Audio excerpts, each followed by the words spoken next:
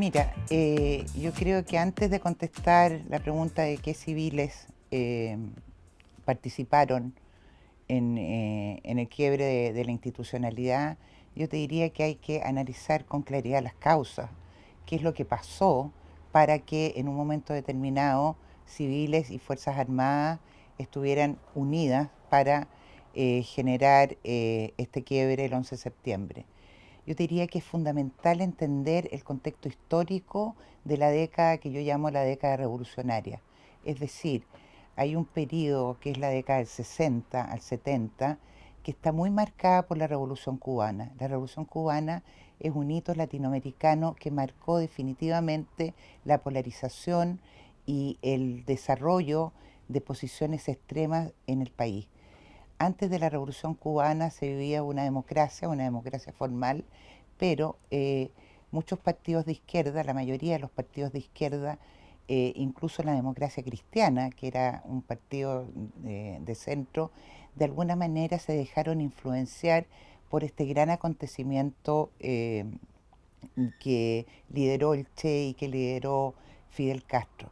Eso implicó llevar a cabo una propuesta de cambio profundo, una revolución.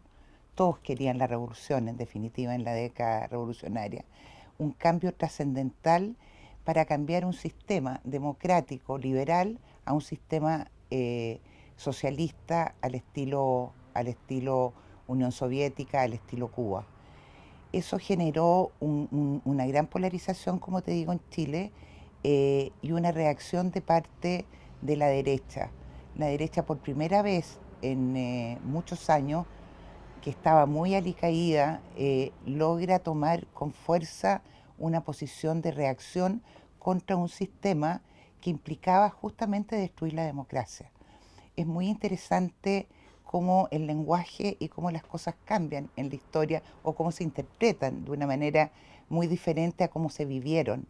De hecho, lo que pasó durante el gobierno de la Unidad Popular eh, y las causas, la causa de fondo que implicó la participación de las Fuerzas Armadas fueron, a mi juicio, dos. Una, que los partidos políticos, es decir, que el mundo político no fue capaz de resolver el problema, que era el que debía resolverlo, sin duda alguna, y le pasaron la responsabilidad a las Fuerzas Armadas.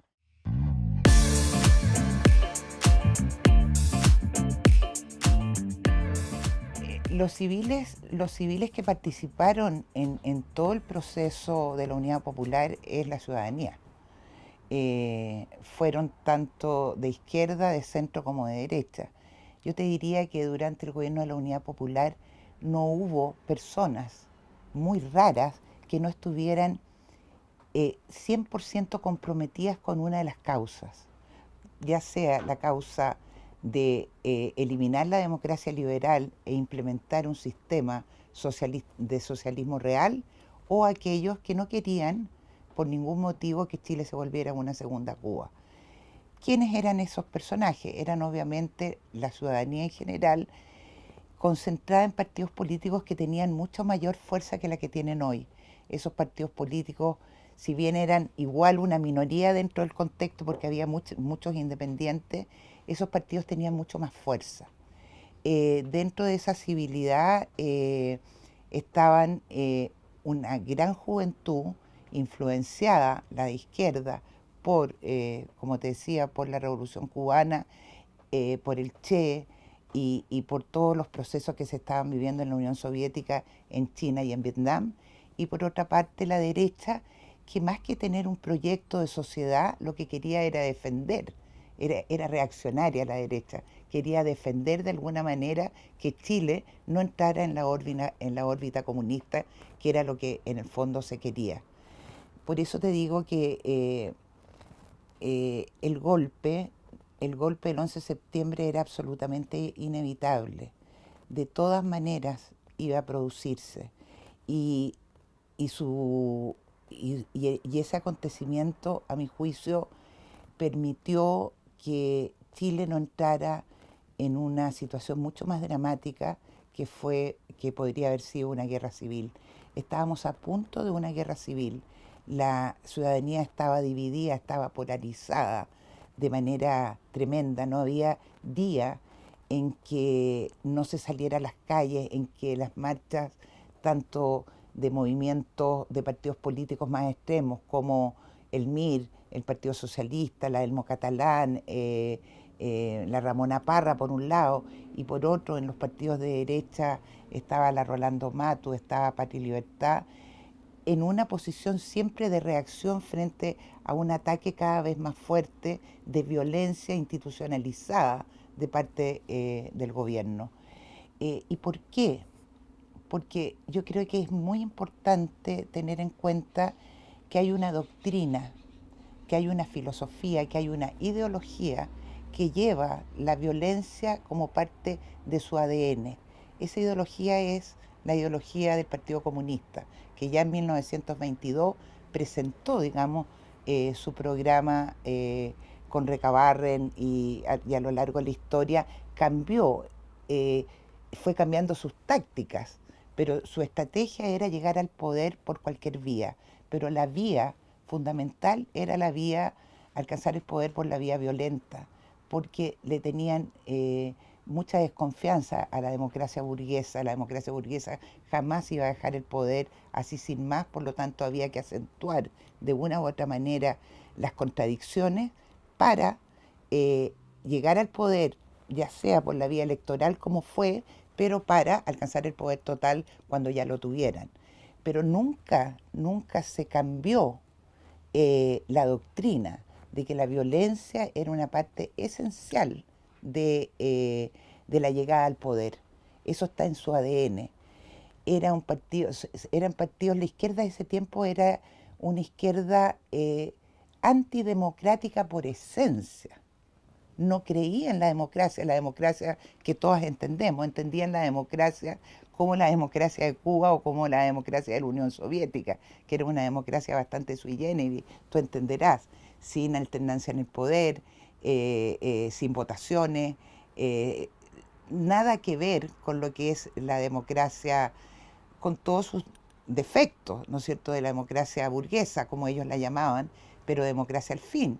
Alternancia en el poder, cambio, votación, la ciudadanía participando en todo tipo de cambio de presidente. Acá se usó esta vía electoral como una táctica para alcanzarla, la alcanzó con una votación muy baja de 36,3%, creo que fue la votación de Allende, no tenía mayoría y a pesar de no tener mayoría, trató de producir una transformación estructural en Chile. Cuando tú haces una revolución sin una mayoría, vas al fracaso absoluto. Y eso es lo que pasó. Se trató de hacer un cambio muy al estilo de la convención de hace poco tiempo, eh, como eh, una especie de endioseamiento del cambio violento y rápido, una necesidad de apurar los procesos que obviamente generan mucha incertidumbre en la población.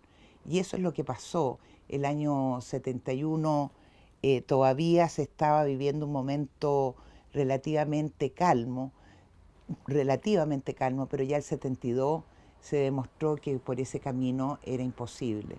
La revolución agraria, las tomas, las huelgas, el desprecio absoluto a la propiedad privada, pero por sobre todo la polarización y el odio. Piensa tú que el Partido Socialista había generado en el Congreso de Chillán en 1967 que cualquier vía era, es decir, que la vía violenta era la vía fundamental para llegar al poder. Entonces, eh, llevaron al país a acelerar las contradicciones y para eso era esa violencia de toma de fondo, de toma de propiedades, de muertes, asesinatos.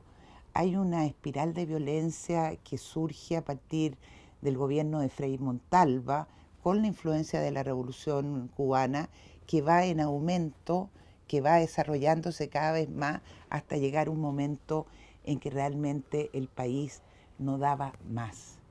todo era violencia, todo era ataque, las familias se destruían, las familias se separaban, eh, no se podía salir a la calle con tranquilidad, más allá de toda la problemática económica, ¿no?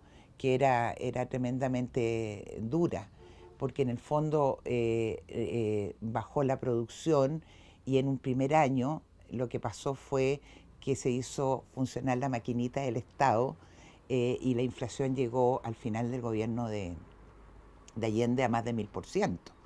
Entonces, estaban dadas todas las condiciones para que en un momento determinado la ciudadanía, que ese 36% que en un primer momento había apoyado a Allende, más toda la oposición, se pusiera, digamos, en una posición tremendamente de oposición fuerte al gobierno de Allende. Y más que Allende propiamente tal, yo te diría que era a los partidos que apoyaban a Allende, porque aquí hay un tema que tampoco se explica mucho. Allende fue por cuarta vez elegido candidato a la elección a la elección de 1970 por el Partido Socialista, pero el Partido Socialista no lo apoyaba.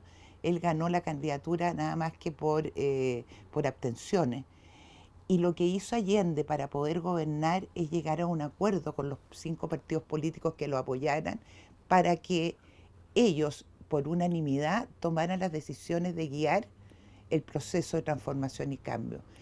En un sistema presidencialista como el de nosotros, Allende no tuvo, él creía que tenía mucha muñeca, él trató de alguna manera de manejar y guiar el proceso de cambio, pero no pudo porque los partidos que lo rodeaban, más el movimiento, el MIR, que no estaba en la UP, pero que obviamente cooperaba en todo este clima de violencia, fueron absolutamente partidos eh, cuyos eslogan era avanzar sin transar, la lucha de clase, acelerar las contradicciones, eh, de alguna manera destruir para armar a posteriori una sociedad comunista con el hombre nuevo, esa utopía, digamos, que nunca en la historia de la humanidad, desde que Marx la planteó, nunca se ha llevado a cabo.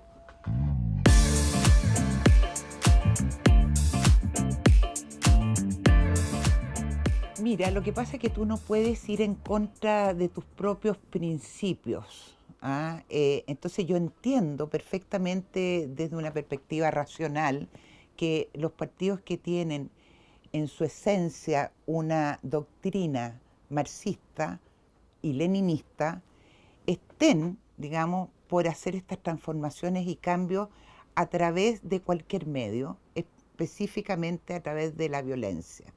Por lo tanto, para ellos, la situación al interior de la UP entre, por ejemplo, el Partido Socialista y el Partido Comunista era un tema más bien de táctica, no de estrategia, porque todos querían esa transformación, ese cambio y llegar al poder total.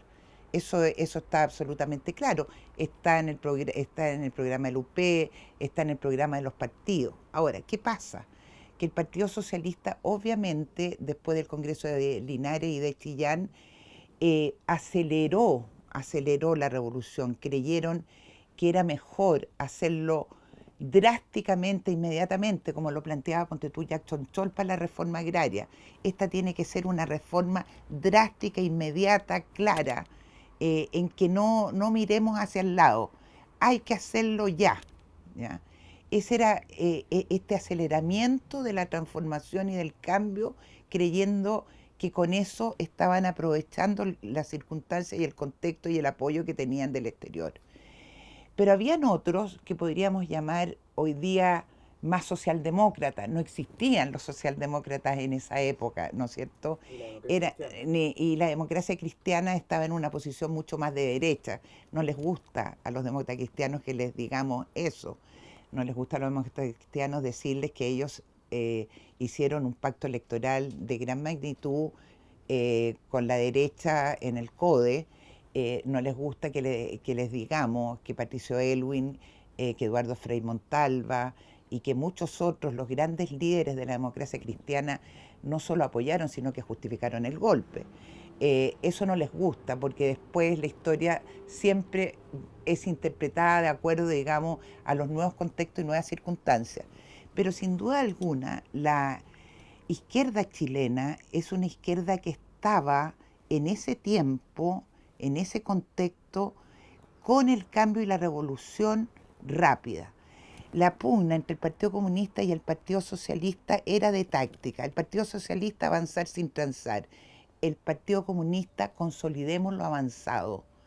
Entonces aparecía como que el Partido Comunista era como más calmo, más tranquilo, que trataba que el Partido Socialista, que el Mapu Obrero Garretón, que el Mapu Gasmuri, que la izquierda cristiana bajara sus revoluciones. Eso es lo que pretendía el Partido Comunista, pero no porque fuera un Partido Comunista que tuviera interés de mantener una democracia liberal o una democracia burguesa en Chile. Era porque su táctica en este momento era consolidar lo que ya se había avanzado para después dar el golpe mortal. Si eso está en sus escritos. Entonces, lo que a mí me llama la atención siempre cuando miramos, echamos la vista atrás, que no partimos de las ideologías que están detrás y de los principios, de los conceptos, más bien que principios, de los conceptos que están detrás de los partidos de izquierda de ese momento. Obviamente que después del régimen militar, después del gobierno militar, eh, un grupo de socialistas, incluso liderado por uno de los más radicales que había sido Carlos Altamirano, hicieron una autocrítica. Y gracias a esa autocrítica surge este socialismo democrático y se logra después del 90 generar la concertación con el Partido Demócrata Cristiano. Es decir, se convirtieron en verdaderos demócratas y yo creo eso. Yo creo en el socialismo democrático. Yo creo que ellos hicieron una verdadera un autoanálisis del fracaso que había significado este avanzar sin transar, esta intensidad de querer inmediatamente llevar a cabo la revolución. Se dieron cuenta que se habían equivocado. Y, y bueno, el resultado fue que salieron con la democracia cristiana y tuvimos 30 años después del 90 de un gran desarrollo en la historia de Chile. Eh, Así que sí, yo creo que el proceso revolucionario impulsado por los partidos de izquierda de ese entonces fue un error garrafal que cooperó enormemente junto con el lenguaje revolucionario a hacer que la Unidad Popular fracasara. El lenguaje utilizado entre del año 67 en adelante, pero con claridad del año 70 al 73, a través de los medios de comunicación. No existían redes sociales, estaba la prensa, pero el Clarín, Tribuna, incluso el Mercurio, La Nación, todos los diarios que en ese tiempo tenían mucho más fuerza que la que tienen hoy, era una prensa tremendamente agresiva, donde se denostaba con muchísimas cosas que hoy día quizás se está empezando a hacer, pero en ese tiempo era denostación clara a la persona y a la ideología, pero mucho más a la persona. Recuerdo, ponte tú, cuando ganó Allende y le ganó a Alessandria, hablaban de la señora, por ejemplo. Es decir, existía el huevo de oro en el Clarín, donde se insultaba claramente a cualquier diputado o senador o miembro del Parlamento que osara, digamos, defender alguna postura o atacar alguna postura del gobierno.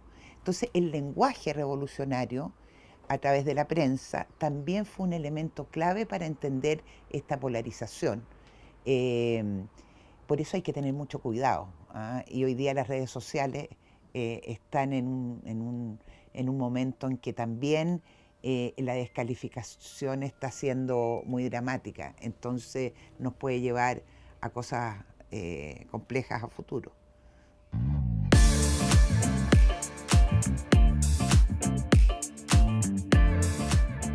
Al paredón, momio ladrón, pueblo, conciencia, fusil, mir, mir. Esos eran los eslóganes que estaban permanentemente en el imaginario y en la realidad de nuestra vida cotidiana. Yo estaba en la universidad en esa época, tenía 17, 18 años, y yo viví en carne propia, digamos, todo ese drama, toda esa polarización, todo ese enfrentamiento entre, como te decía antes, entre familias, entre compañeros de la universidad. Las cosas estaban en blanco y negro. Tú no podías no estar en un lado o en otro. El centro desapareció. El centro desapareció. Sí, la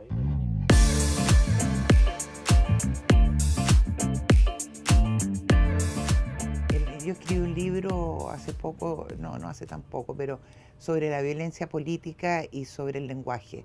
Entonces, esto si quieres lo ponen, pero no creo que valga la pena, pero escribí un libro sobre los hechos de violencia y sobre el pensamiento violentista primero. Y me acuerdo que Enrique Correa, que presentó mi libro, dijo, oye, pero ese es pensamiento nomás, es decir, nosotros hablábamos de revolución, hablábamos de cambio, teníamos algo de armas o no teníamos armas, queríamos el cambio, pero en los hechos nada. Entonces eso me dio Paulo para escribir un segundo libro, Los hechos de violencia, y donde hice un listado de, no sé, más de 5.000 hechos de violencia producidos entre el año 64 y el año 73.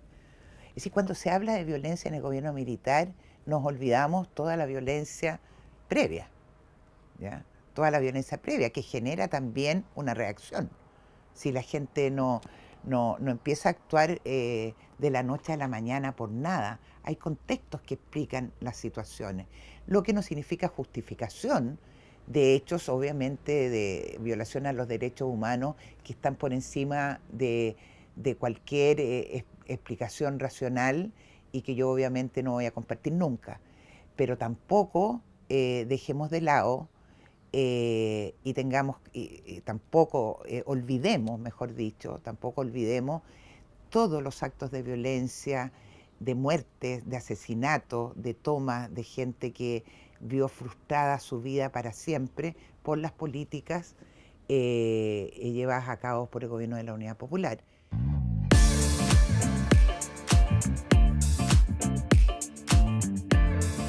Para explicar todo esto, que el que siembra vientos cosecha tempestades. Entonces no olvidemos ya que se sembró mucho viento, muchas tormentas, muchas tormentas. No hubo un día de tranquilidad en los 1000 días del gobierno de Allende. No hubo tranquilidad, ni en las calles, ni en las familias, ni en la realidad. Llegaban armamentos por todas partes y además se justificaba. Yo recuerdo haber entrevistado hace algunos años a Luis Corbalán y me decía en la entrevista, que es pública, que está en todas partes, a raíz del atentado contra Augusto Pinochet y la muerte de su escolta, y yo le pregunté, ¿y usted qué le pareció eso? Y me dijo, mucha gente estaba muy triste porque no hubiera resultado el atentado. ¿Pero qué piensa usted? Le dije yo, secretario general del Partido Comunista. Yo pienso, dijo, casi textual, que ojalá hubiera muerto, porque en el fondo, ¿qué importa? Dice él, 1 o 2 vidas para lo que nosotros ya queríamos. Entonces, ese pensamiento que está en el año 86, lo entiendo en otro contexto, era el mismo pensamiento, exactamente el mismo, que ha girado en torno a la doctrina comunista desde el año 22. Entonces, el que siembra viento cosecha tempestades. Y te insisto que no es justificación, es una explicación histórica clara y básica. Aquí no hay tergiversación, es la realidad.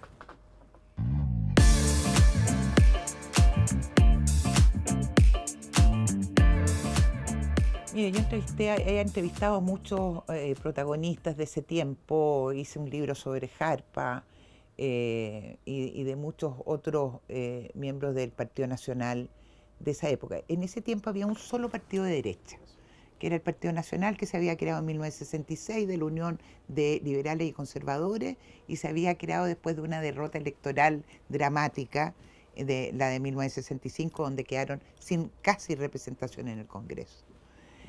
El Partido Nacional yo creo que fue tomando cada vez más cuerpo en la medida que la Unidad Popular y la izquierda iba avanzando en su proceso de destruir la democracia en Chile. Yo creo que a partir de fines del 72, yo creo que con el paro de octubre, ya la situación estaba en un estado lamentable y ahí algunos civiles, Orlando Sáenz lo ha reconocido abiertamente también en alguna de mis entrevistas y en cualquier parte donde ustedes lo pueden ver, obviamente había un grupo dentro de la SOFOFA que quería obviamente frenar esta situación. Los partidos políticos no supieron, esta fue una decisión muy de las Fuerzas Armadas, no fue una decisión compartida, pero sí, por ejemplo, para el programa del ladrillo, el programa que después se va a implementar, el programa de los Chicago Boys, sí es cierto que Roberto Kelly, que era un marino muy importante y que después fue ministro de Odeplan, que era muy amigo del almirante Merino, le fue a plantear en un momento determinado, oiga, oiga almirante, esta situación no da para más, ustedes, ¿qué van a hacer? Y Merino le dijo, no vamos a hacer nada. Además, si algo pudiéramos hacer, ¿con qué lo qué ponemos a cambio? Nosotros somos marinos, militares, Fuerzas Armadas. Entonces ahí Roberto Kelly le dice, nosotros podemos, yo puedo comprometerme a hacer, a juntar a un grupo de economistas para que hagan un programa. Pero cuando juntó a ese grupo de economistas no les dijo, les dijo que hicieran un programa ideal para un tiempo determinado. Y así se hizo, eso está contado en el libro Sergio Castro, en el libro Roberto Kelly, está contado en muchas entrevistas. Los civiles, todos los civiles sabíamos, sobre todo después del tanquetazo de junio, sabíamos que tarde o temprano el golpe venía. Todos los días juntábamos agua en las tinas, en los baños, se juntaba el máximo de alimento porque no había que comer, no había nada, no había carne, no había pollo. Hay un dicho, no sé si lo podré decir en un documental, pero lo que se decía cuando uno marchaba en la calle, no hay carne, huevón, no hay pollo, huevón, qué mierda es lo que pasa, huevón. Ese era el tipo de eslogan que también uno escuchaba en las marchas de la derecha, del Partido Nacional, de la Rolando Matus, que era una parte del partido. Pero en general yo te diría que las Fuerzas Armadas actuaron en forma absolutamente independiente. No consultaron a los civiles, salvo muy pocos, uno o dos, tengo entendido, así que les pilló de sorpresa, entre comillas, porque todos sabíamos que o había guerra civil o había golpe. La declaración del 22 de agosto de la Cámara de Diputados, firmada por el demócrata cristiano Luis Pareto, era claro en el sentido de que se estaba estableciendo que el gobierno de Allende había quebrado la institucionalidad. El gobierno de Allende se había salido de la Constitución. Y ahí quien lee esa declaración va a ver todos los puntos donde se señala aquello. Por lo tanto, estaba también el visto bueno, llamémoslo así, ¿ya?, de los partidos políticos contrarios a Allende, obviamente, es decir, de la gran mayoría contra como dándole un pase a las Fuerzas Armadas. Pero las Fuerzas Armadas actuaron porque los políticos no resolvieron el problema.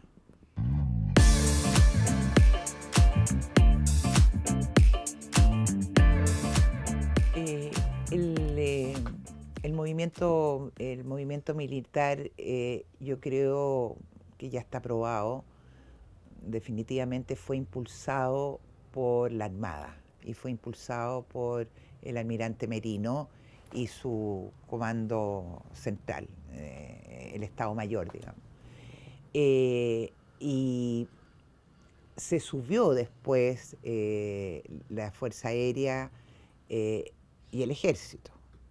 Es decir, para ser riguroso históricamente, y a pesar que en el camino recorrido el general Pinochet dice que él fue el autor del golpe, yo diría que el verdadero impulsor del golpe de Estado fue el almirante Merino.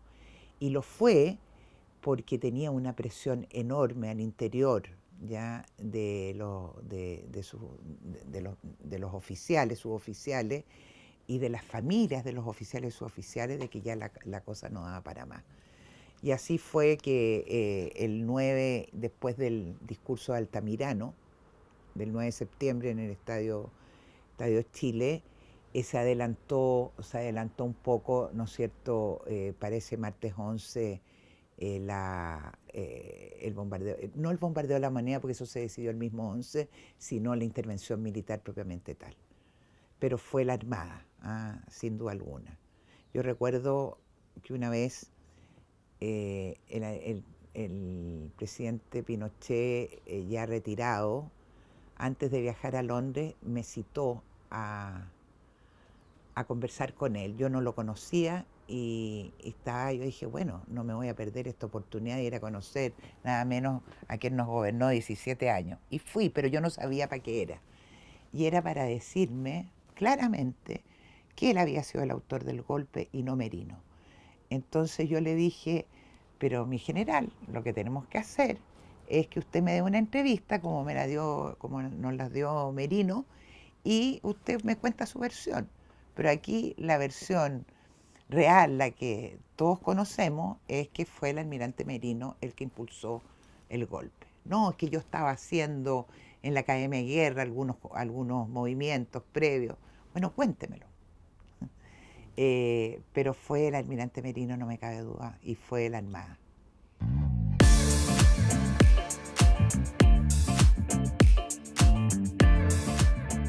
El último intento se hizo aquí muy cerca, en el arzobispado, en la casa del obispo de Silva Enrique, una conversación entre Elwin y Allende, donde llegó Allende al final, tarde, a esa comida. Esto debe haber sido en agosto del 1973, donde Patricio Elwin intentó por última vez tratar de llevar de que Allende, digamos, entendiera que la situación no daba para más. Pero Allende era muy frívolo. Él creía todavía que podía manejar la situación. Él estaba convencido que todavía podía, con su muñeca, ir armando opciones y posibilidades para cambiar el curso que él mismo había impulsado con su programa de gobierno y con sus discursos incendiarios a lo largo de todo la UP. Acuérdate que él fue el primero que dijo: yo no soy presidente de todos los chilenos. Es decir, él estaba gobernando para ese 36% que después disminuyó. Aunque hay que reconocer que en las elecciones de marzo del 73 fue difícil para la oposición, si bien ganó la oposición sin duda alguna, con más del 60 y tantos por ciento, 66%, de un 66% en contra del gobierno de Allende, los partidos de la Unidad Popular sacaron un 44%. Eso hay que tenerlo claro también para ser lo más objetivo posible. pero obviamente el 60 y tantos por ciento en contra ya te está diciendo que es una mayoría más que suficiente, ¿no?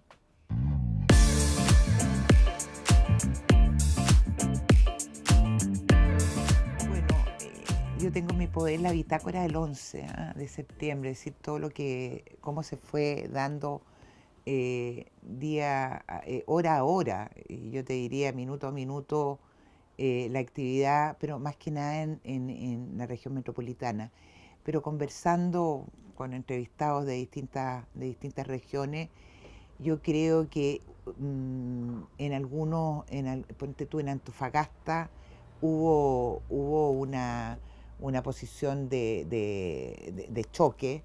En Chile, aquí en Santiago, obviamente si tú salías ahí a las 10 de la mañana a la calle, te podía llegar la bala de todas maneras, porque el bombardeo fue en definitiva para allá, que era la última oportunidad que se tenía para frenar esta posibilidad de que las fuerzas cubanas que estaban con mucha fuerza acá, es decir, había un grupo grande de cubanos y había gente con armas, es decir, y con armas automáticas, con fusiles AK, es decir que aquí habían 1.500 guerrilleros, no era así, habían muchísimos más que estuvieron en los techos del Banco del Estado, en los techos del Ministerio de Hacienda y de otras reparticiones públicas en el centro disparando a no dar. Y murieron muchos militares también el 11 de septiembre, no nos olvidemos de eso.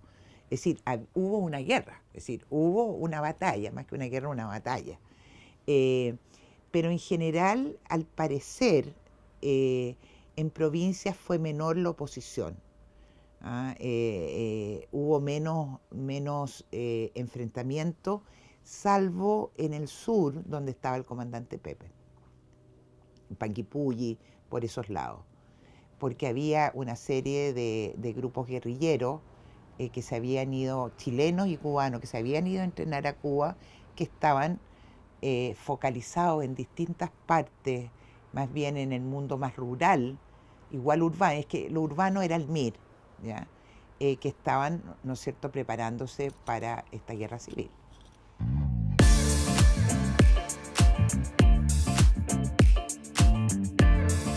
Pregunta difícil. Chile fue hasta 1933 un país, por lo menos en lo formal, muy democrático. Pero no nos olvidemos que hubo obviamente varios hitos que cortaron ese proceso democrático. Primero tenemos, nada más que para tomar históricamente el siglo XX, que históricamente el siglo XX parte con 1891, y ahí hay una guerra civil. Después viene obviamente el golpe de Ibáñez y la caída de Ibáñez el año 31. Por lo tanto, no es el primer, es decir, hay varios intentos de quiebre de institucionalidad democrática a lo largo de la historia de Chile.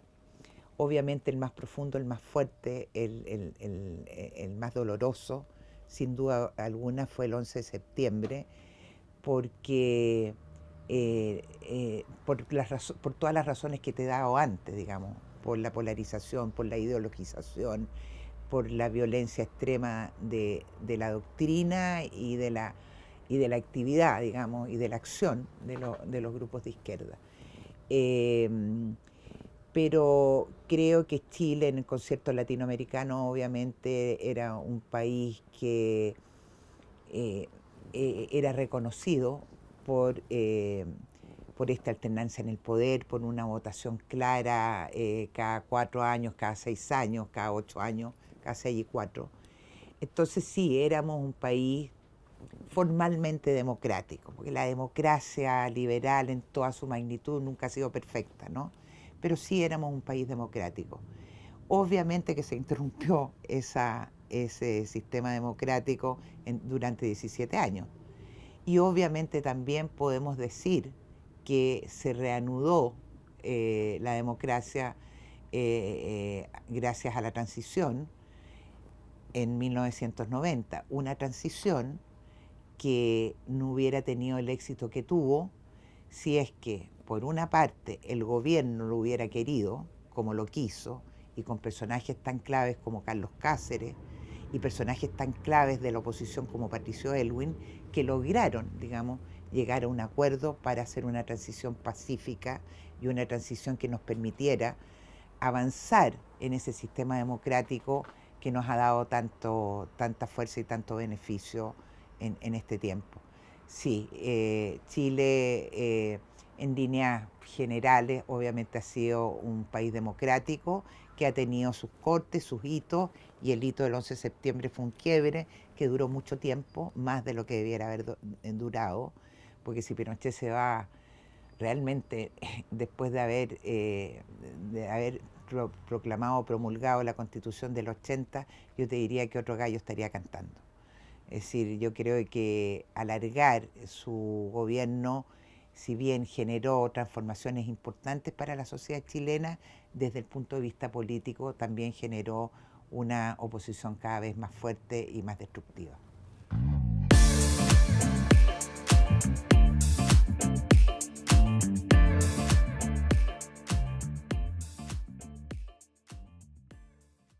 No era posible porque o era el golpe o era la guerra civil.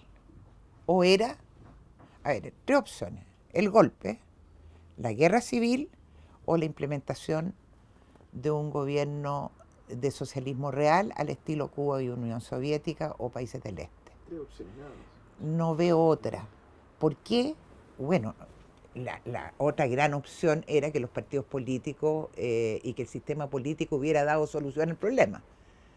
Pero esa era como la base. Eso, como no se dio eso, habían esas otras tres opciones, no había más.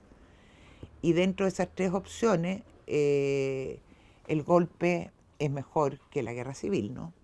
La guerra civil en España generó más de 1 millón de muertos.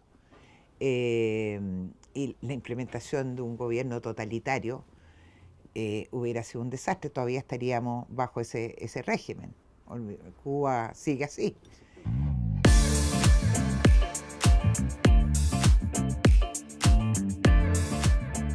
Lo que se está defendiendo, y esto se olvida, lo que se estaba defendiendo durante los 1000 días de Allende por parte de la oposición fue la libertad.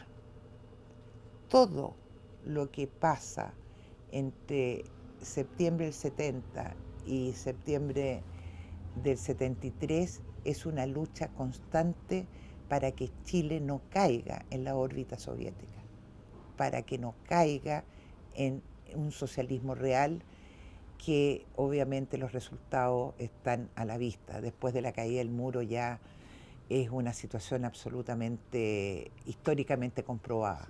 ¿Ah? Entonces no había otra opción, no había otra opción. Y tuvo costos, tuvo tremendos costos, pero esos costos están vinculados también con el contexto que hemos hablado antes, con el que siembra vientos, ¿no es cierto?, provoca tempestades. Insisto que no son justificaciones, son explicaciones históricas, que tú las ves en para analizar cualquier situación en cualquier parte del mundo, ¿ah? De guerra civil o de guerras mundiales. Tú tienes que poner los elementos y ver en definitiva cómo se pueden ir interpretando e ir analizando.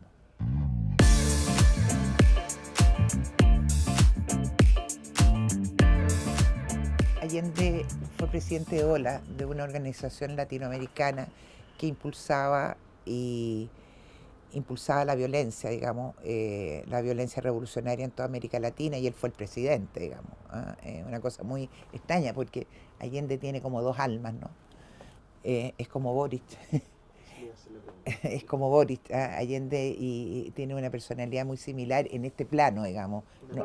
Una parte de mí no quiere el capitalismo, una parte de mí, dice Allende, quiere la revolución total y absolutamente, pero una parte de mí ha sido parlamentario desde siempre, además burgués, ¿ya?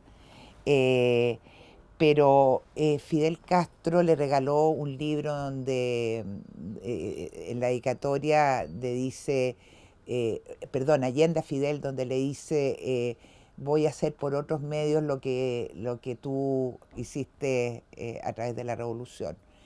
Pero por otro lado, cuando llega Fidel Castro a Chile, que viene por no más de una semana y se queda casi un mes, le genera un gran problema a Allende. Allende no estaba contento con la presencia de Fidel, pero sí estaba contento, obviamente, el Partido Socialista, y estaban contentos todos los grupos políticos que decían apoyar a Allende, pero que en el fondo lo estaban apoyando haciéndole mucho mal. Porque si Allende hubiera seguido su línea democrática, esa alma democrática, quizás otro gallo cantaría, ¿no? Eh, yo creo que la visita a Fidel Castro fue muy nefasta para Chile. Generó mucho más violencia, mucho más dolor. Acuérdate que la marcha de las cacerolas de diciembre del 70 se produjo justamente como respuesta a esta visita de Fidel, eh, donde hablaba 3, 4 horas, 5 horas en el Estadio Nacional, impulsando y valorando la revolución y el cambio estructural sin medir, sin captar la verdadera idiosincrasia de Chile. Chile nunca ha sido un país, Chile ha sido un país de orden, legalista, desde Portales, desde el siglo XIX.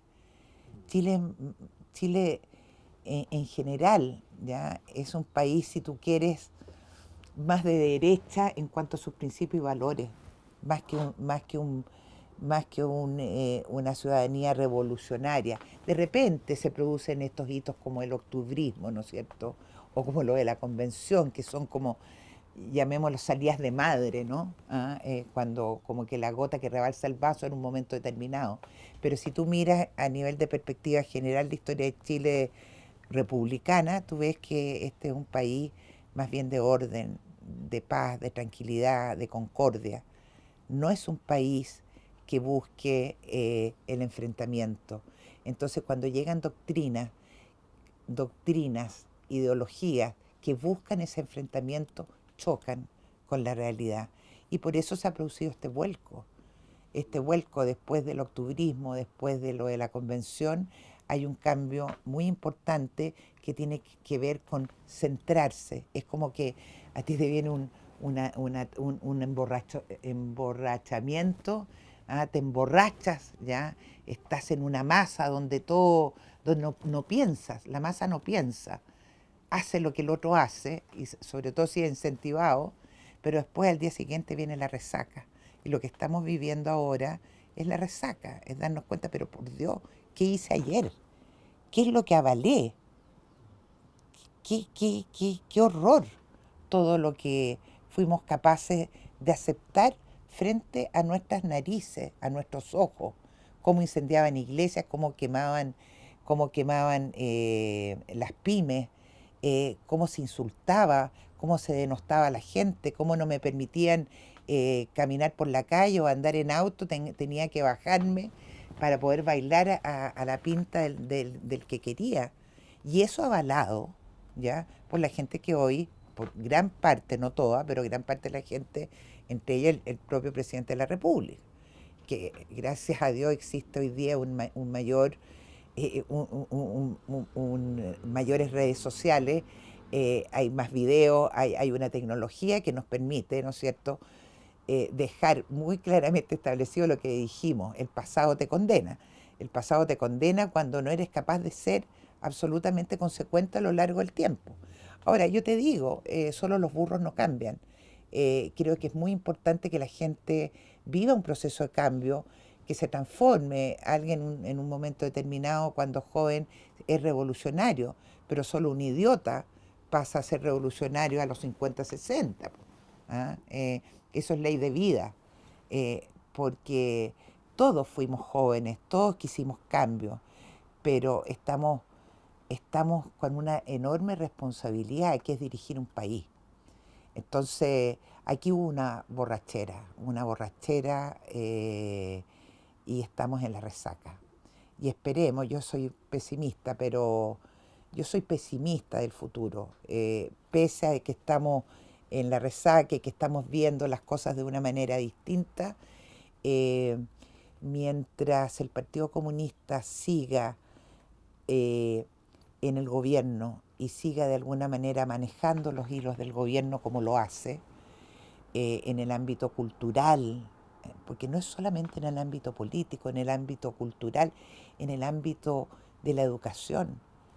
Es muy importante cómo el Colegio de Profesores, a través del Partido Comunista, específicamente el Partido Comunista y de otros partidos de izquierda, están enseñándole a los niños una realidad histórica que no es verdadera, que no es verdadera, que ni siquiera se ciña a una mínima objetividad. Entonces, yo veo que si bien hoy día podemos sentirnos, podemos respirar un poquito más tranquilo, yo veo a un futuro no lejano que esto va por mal camino, va por mal camino. No, no veo, así como el socialismo de alguna manera hizo una introspección, ese socialismo violento, ese socialismo marxista-leninista de Altamirano, de Avanzar sin transar, hizo su mea culpa y logró entrar en el ámbito de la socialdemocracia y aceptar la democracia como sistema. Mientras el Partido Comunista no lo haga y siga teniendo peso en el gobierno y algún peso en el Congreso, yo veo las cosas difíciles, difíciles.